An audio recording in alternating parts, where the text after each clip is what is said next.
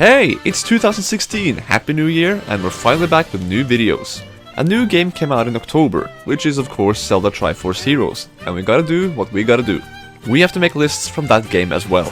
So we'll put the top 10 weirdest characters on hold until we get these out of the way, and today we'll be taking a look at the bosses. The thing with this game is that it has multiplayer, much like 4 Swords and 4 Swords Adventures, so there's more creativity to them now that we have to fight together. Several of these bosses were really fun to fight, and we are now going to take a look at all the bosses that appeared at the end of each of the geographical areas. Also, we're sticking to the original release, so there are no possible new bosses that have come with the updates or DLC. Also, thanks to X-Cage Game for letting us use his footage. What do you want to Triforce? I'm Owner 1. And I'm Owner 2, and here is our Triforce Heroes boss ranking.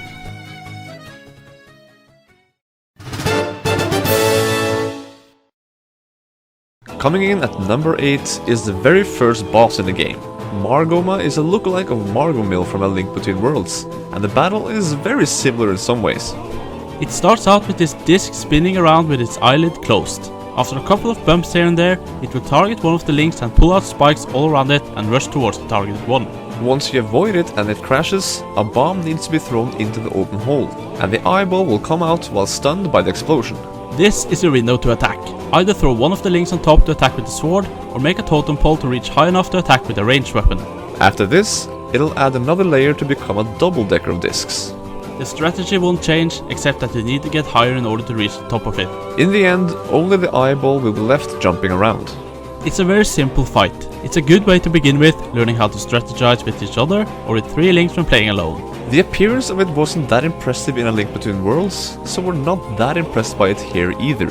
A good boss to start with, and that's pretty much all we found it to be.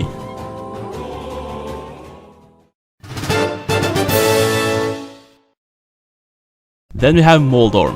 Well, Moldorm follows the usual formula here as any other Zelda game he's appeared in. Although, he does chase for one single target at a time, rather than just moving around in random patterns. You'll see which one of you he chases from the color of the light coming from its eyes. He looks a bit more dangerous here than in other games with his robotic eyes, movements and armor, or hard scales, or whatever they are.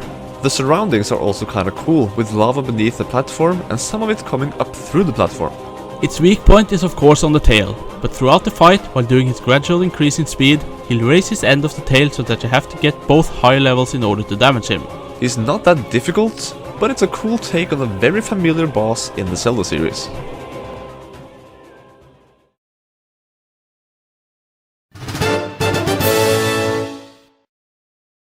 Yep, just another clone. ARRGHUS is a boss that first appeared in A Link to the Past, and this boss is pretty similar to it. It starts out with these eyeballs in a circle that you have to pull to yourself and destroy before the water drains and ARRGHUS shows itself. Like with every boss in the game, you need to take advantage of the totem pole mechanic, or at least get to a higher level. Here, you can use the water rod and the hookshot in order to destroy the eyeballs. The next phase has ARRGHUS opening its eye, and it'll start using attacks that reach 360 degrees around itself with a certain radius. That's when its eye is vulnerable. Stun it with the hookshot, then attack while it's down. It's a pretty familiar boss, but still a fun one where you can't do anything from the ground level. The water rod was also a cool new item to use in this battle, which is very familiar, but also fun with 3 players.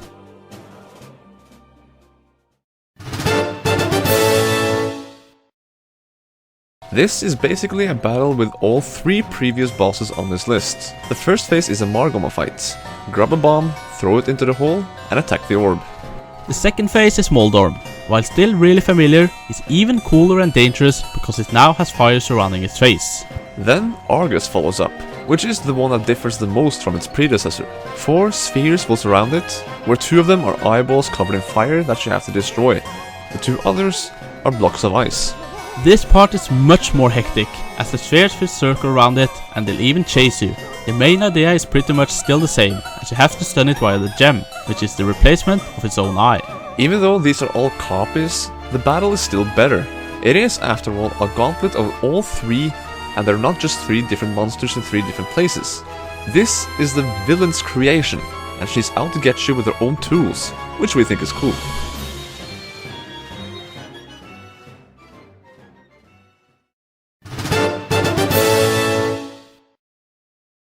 PRISMANTUS might be the most bland looking boss for a multiplayer Zelda game, but it was still a pretty good fight. PRISMANTUS is generally an eyeball with 3 points around it, all having its own color. Obviously, Link has to attack the point with the same color he is. It starts out flat on the ground, spinning. And when the weak points are taken out and the eye gets damaged, it'll stand on its legs, doing cartwheels while chasing the links. It'll stop sometimes, giving you the opportunity to take out the weak points. What's cool here is that you can easily damage the points at the bottom, but it's also possible to take out the point at the top if you stack up. Once again, the eye needs to be damaged. The third phase changes things up, because the boss becomes much more difficult with its laser attacks. It might be decently easy playing one player, which we haven't tried, but when you play with 3 players, all hearts are shared, so if all 3 of us get hit, we lose 3 times as many hearts, which happened to us a lot. So the boss doesn't really look impressive, but it was fun how we needed to hit the weak points at the right time when they were open for attack, and how much of a threat that laser was, because it really goes 360 degrees around, and wasn't always easy to avoid. It gave us a hard time, which made our cooperation even better, thus making the boss fun to fight.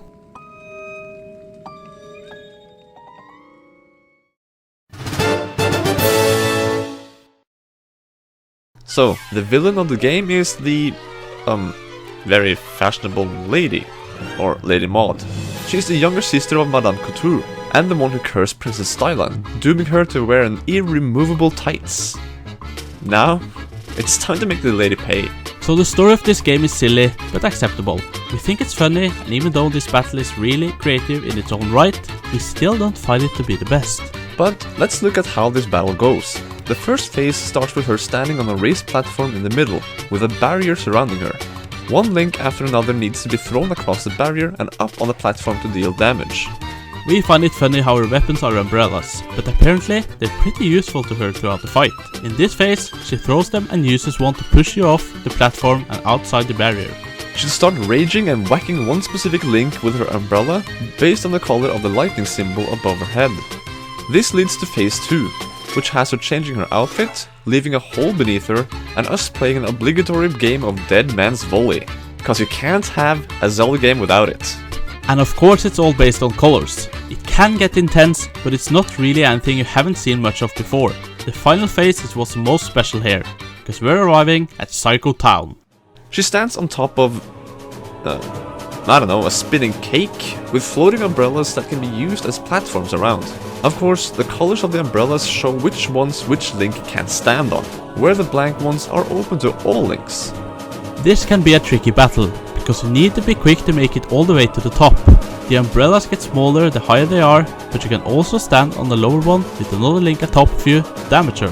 What makes this battle intense are all the umbrellas spinning around the floor, and especially the ones that stand in the ground with electrical fields around them. She really does have a bunch of cool and dangerous looking electrical attacks.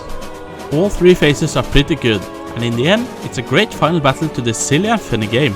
It is fitting, and it really surprised us how good this fight actually turned out to be. However, there are a couple of other bosses we enjoyed more than this.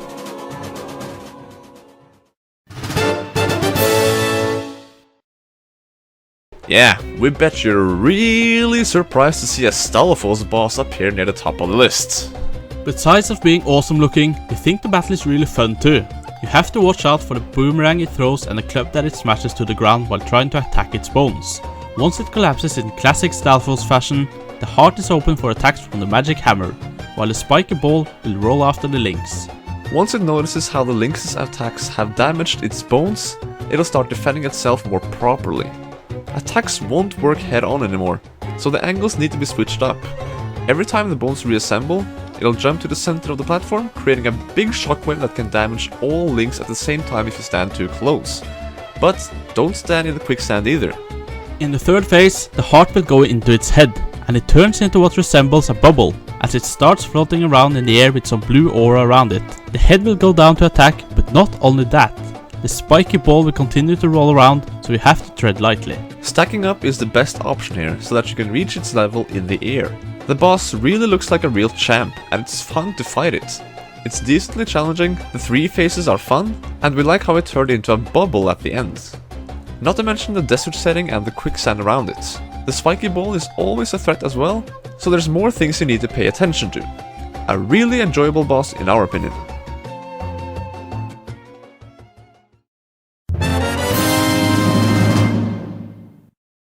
The number 1 boss on our list is actually a kinda unique one when it comes to the Zelda bosses. To find this boss, you have to go to the Ice Cavern, because the one that tops our ranking is BLIZZAGIA.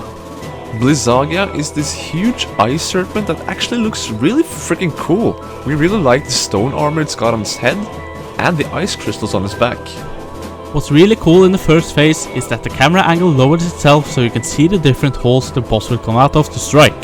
This is a perspective we're not used to in this game. The objective is to destroy the armor on its head with the magic hammer, but it can also be used to bust up the crystals on its back to get hearts and such. When the head armor cracks for the first time, BLIZZAGIA will use its breath to create ice on the floor, which makes everything a lot harder. Now, BLIZZAGIA will go around in circles and not really attack any of the links, but the tricky part is to use the magic hammer without sliding into it and damage yourself. When the armor is completely off, BLIZZAGIA will move more randomly and even ascend a bit with its body. The glowing red gem is of course its weak point, which can be damaged by the magic hammer, fire glows, or even the sword. We really like this battle, not just because the boss is so awesome looking, especially with the armor on, but also because it was such a challenging boss. The ice made things harder, and attacking its head when it moves around all randomly never made things easy, which is probably why you could always break the crystals on its back to heal up.